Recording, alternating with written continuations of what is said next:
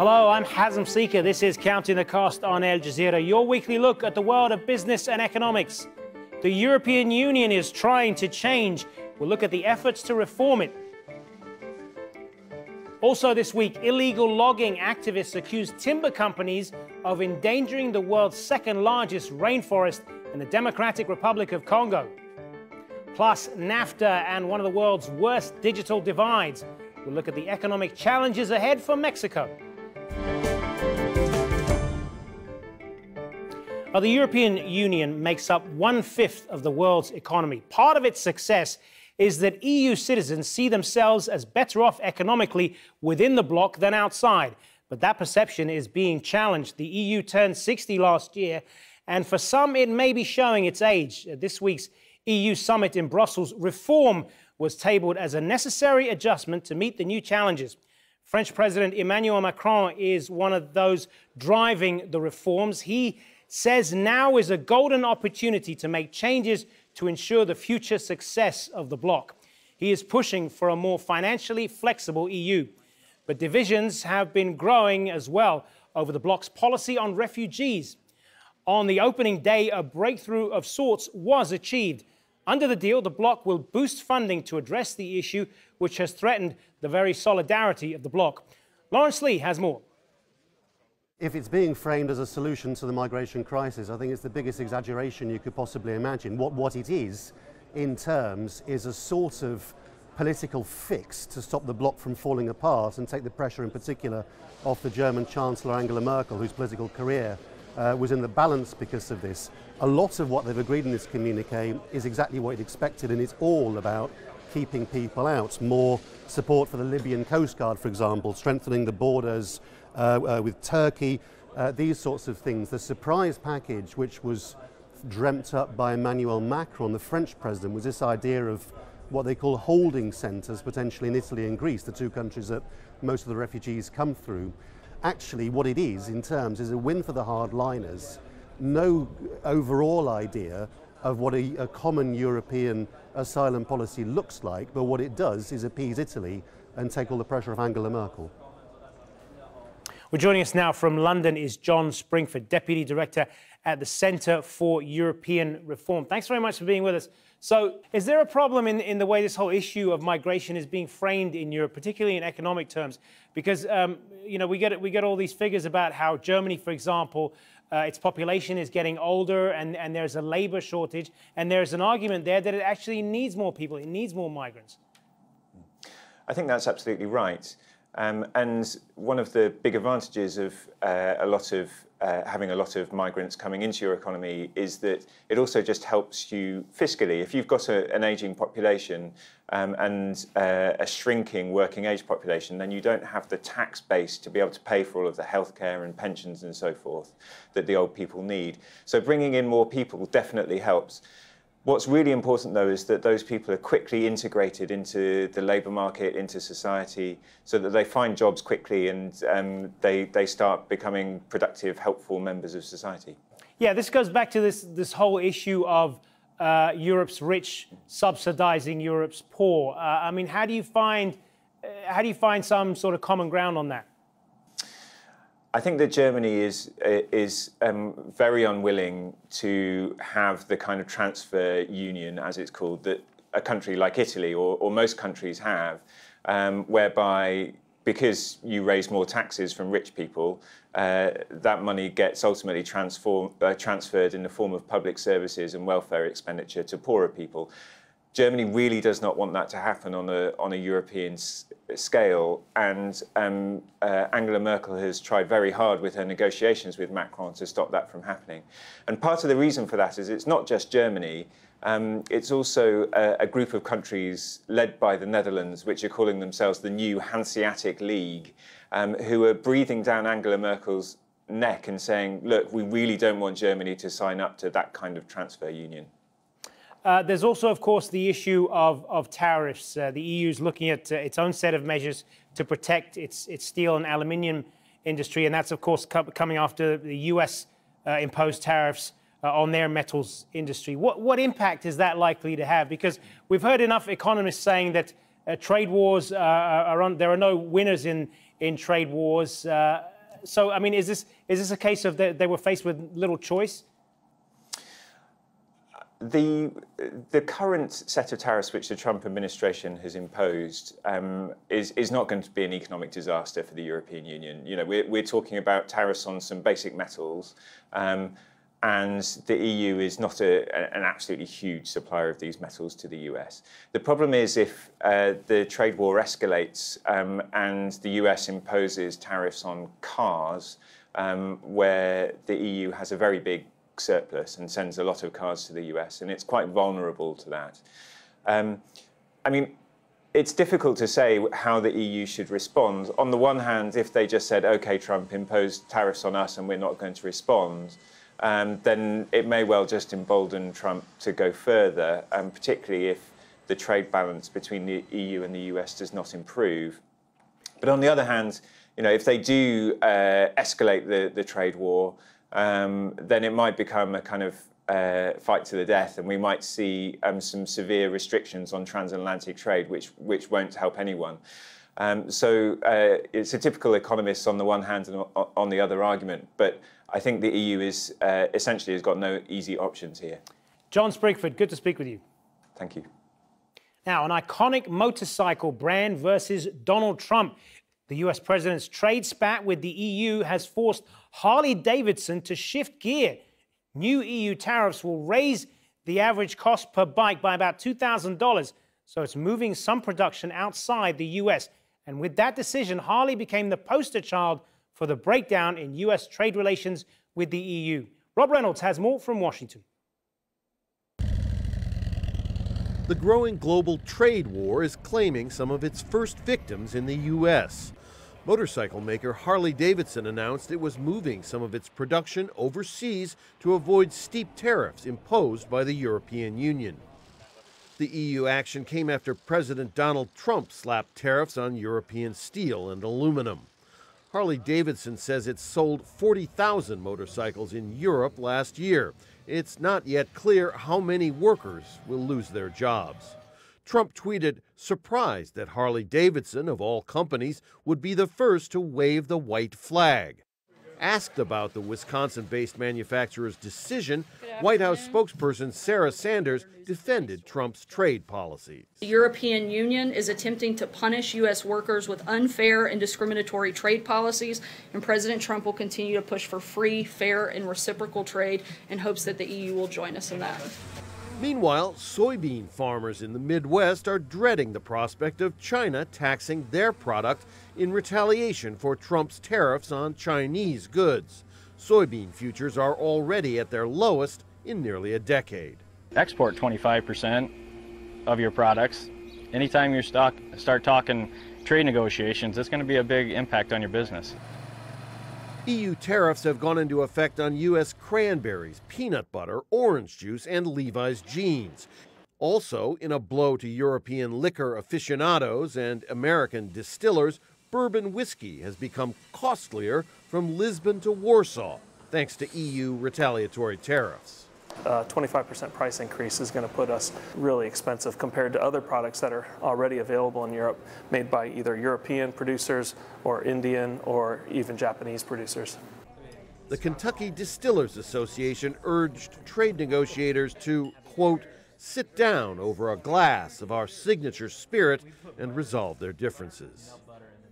Well, still to come on Counting the Cost. Ticket to Ride. A UK court grants Uber a temporary license to operate in London, but criticises what it calls the company's gung-ho behaviour.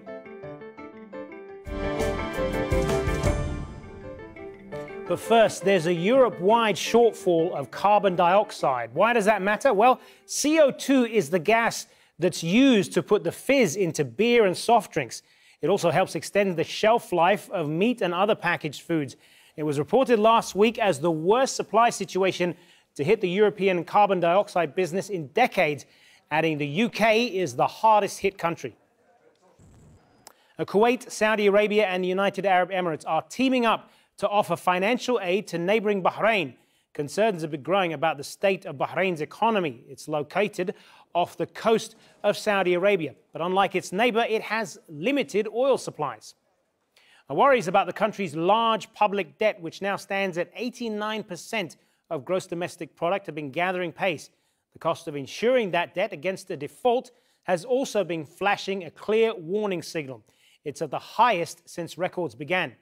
But most worryingly, Bahrain has relatively low levels of foreign exchange reserves. So there have been fears around its future ability to pay for essential imports. A demand for wood in Europe and elsewhere is causing a rainforest in Africa to shrink at an alarming rate. Environmental campaigners are accusing the largest timber company in the Democratic Republic of Congo of illegally cutting down millions of trees. Paul Chadurjan reports.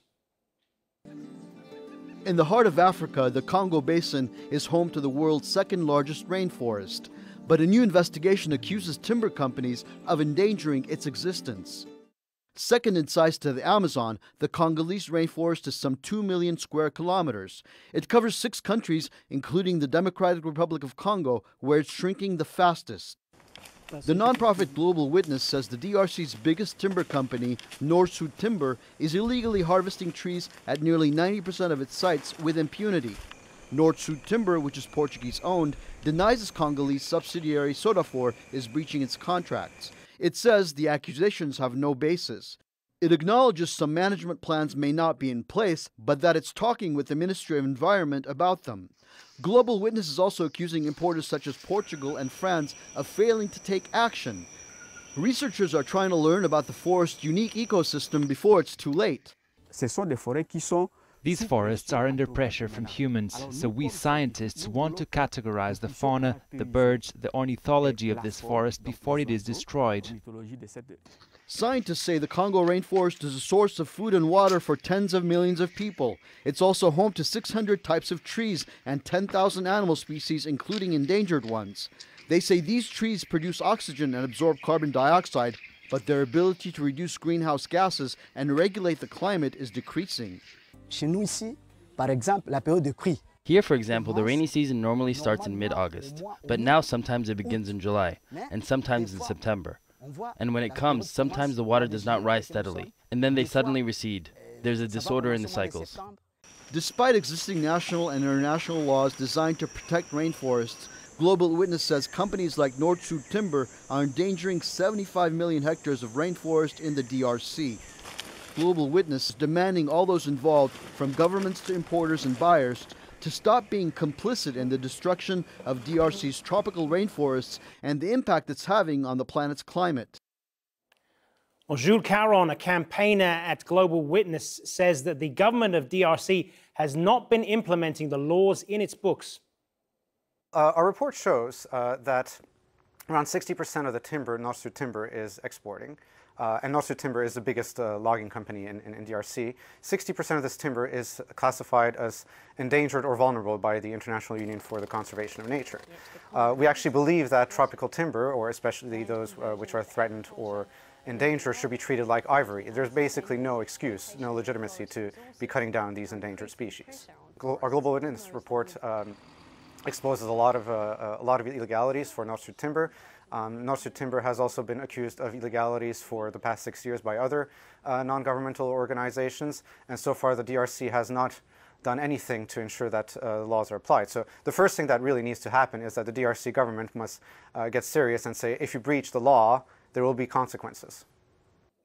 Now, one of the main issues in Mexico's presidential campaign has been its underperforming economy. Mexico is traditionally seen as a commodities and manufacturing giant. It has the largest proven silver reserves in the world and the 10th largest oil reserves. But according to Bloomberg, some 40% of the population still face entrenched poverty. In terms of internet access, Mexico falls behind Colombia, Brazil, Venezuela, Chile, and Argentina, countries where between 30 and 40% of the population is connected online. And the most deprived areas are in rural communities. John Holman has more. The Mexican countryside, decimated by poverty and emptied by migration over decades. Guillermo Aviles is one of the aging population of small-scale farmers struggling to compete with industrial-scale operations in northern Mexico and the US. I produce grains, but not money, he says. In many communities, the young have either left or turned to more lucrative ventures. They sell drugs, they kidnap, they live well for a few days, and then they get killed. Just next to my house, the boy there was head of a kidnapping group.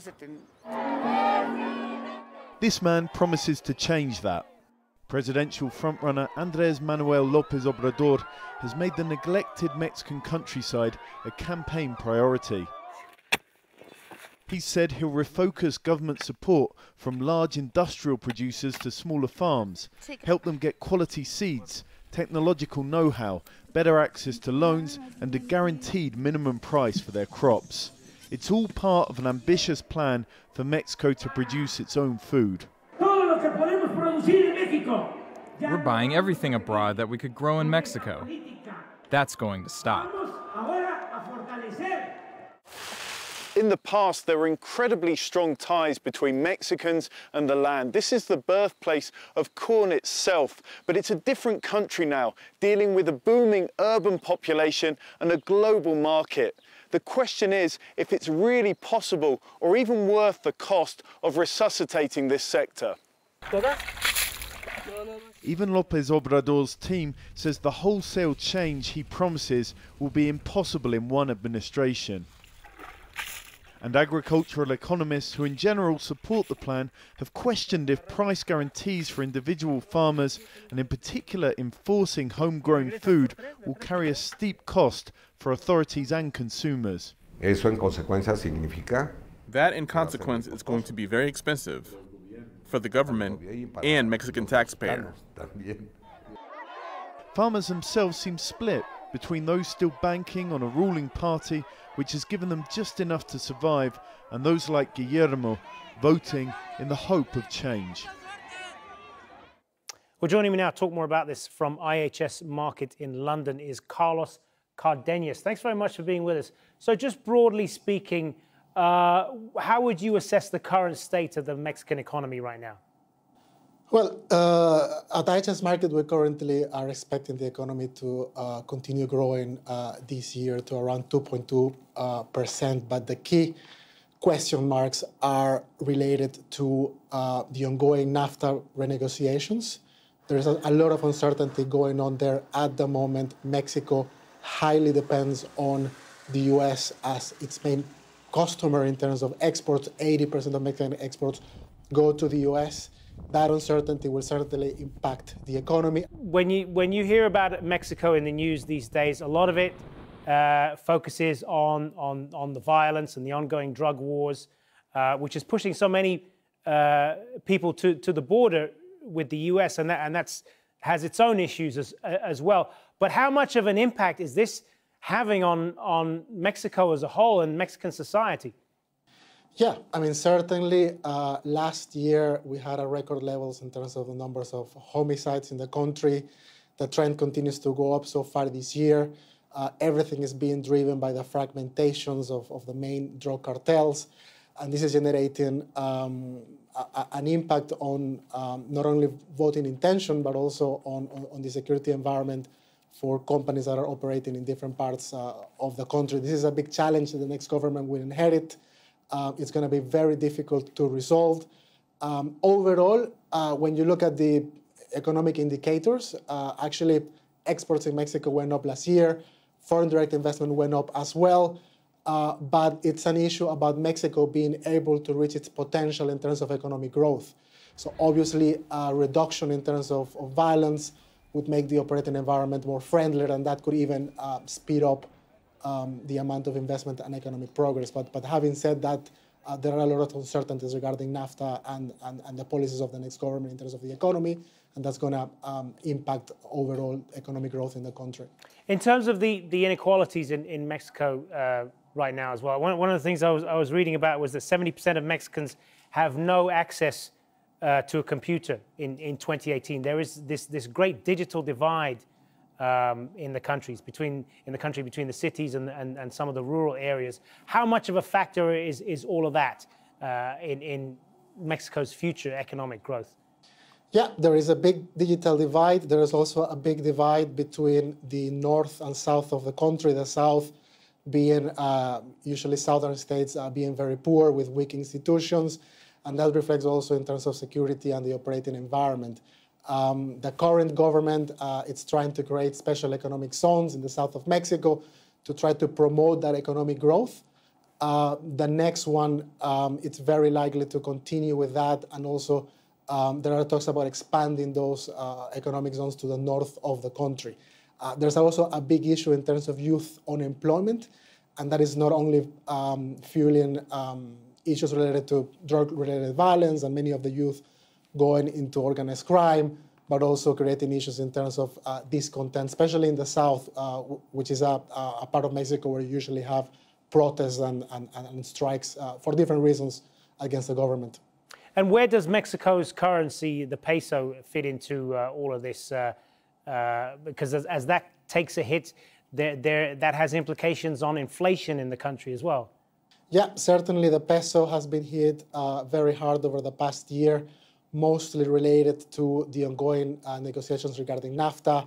Every time that there was a conflict or a situation in which there was no agreement, or every time that the U.S. administration criticized Mexico's stance on trade, the peso usually weakened, and that obviously had a big impact on inflation.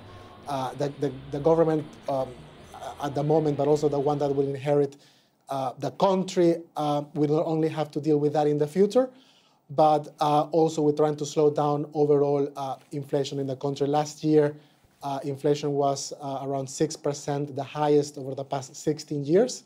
And that's also a challenge that they will have to cope with over the next year. Carlos Cardenas, thanks very much for being with us. And finally, taxi-hailing app Uber has won an appeal to continue operating in London for now. Uber's license was revoked last September over the company's failures to report serious criminal offences and conduct background checks on drivers. Paul Brennan has more. As a business, Uber is a global disruptor, turning the traditional taxi profession upside down and provoking protests, bans and restrictions as it does it. The company is now valued at more than $70 billion, and after starting with just 300 UK drivers in 2012, it now has 60,000 UK drivers, 45,000 of them in London. But it's had a confrontational relationship with the London regulator TfL. The company boss, Tom Elvidge, admitted that previous correspondence, for example, with the regulator had been inaccurate, incomplete and inadequate. And he accepted that the reporting of crime, for example, was not what it should be. That said, the judge, despite acknowledging a gung-ho approach by the company in the past, was willing to give it the benefit of the doubt and grant it a 15-month probationary license under the strict supervision of TfL. Uber insisted that since last year there had been wholesale change in the way it now conducts its business. It was now transparent and open. But Uber's UK boss, Tom Elvidge, declined to be open with the media afterwards, instead issuing just a brief written statement. We are pleased with today's decision. We will continue to work with TfL to address their concerns and earn their trust, while providing the best possible service for our customers. But the body representing London's traditional black cabs is not happy at all. They've admitted a catalogue of errors, their treatment of TfL as a regulator, and basically the magistrate has said, oh well, as long as you've apologised and everything's going to be good from now on, we can move forward. I mean, this decision was an absolute disgrace. And one former Uber driver says TfL now needs to prove itself too. TfL only tackled Uber at the end of a 5-year licence term. Why was TfL not on top of this throughout the licence term? That's the question we need to be asked now, is that has TfL changed as well? Is it capable of managing Uber? Uber is on probation. Will it now play fair or take TfL for a ride? And that is our show for this week. Get in touch with us by tweeting me at @HazemSeeker, and do use the hashtag AJCTC when you do, or drop us an email. countingthecost@aljazeera.net is our address. There's more for you online as well at aljazeera.com/CTC. That'll take you straight to our page, which has individual reports, links, and entire episodes for you to catch up on. That is it for this edition of Counting the Cost. I'm Hazem Seeker from the whole team here. Thanks for joining us. The news on Al Jazeera is next.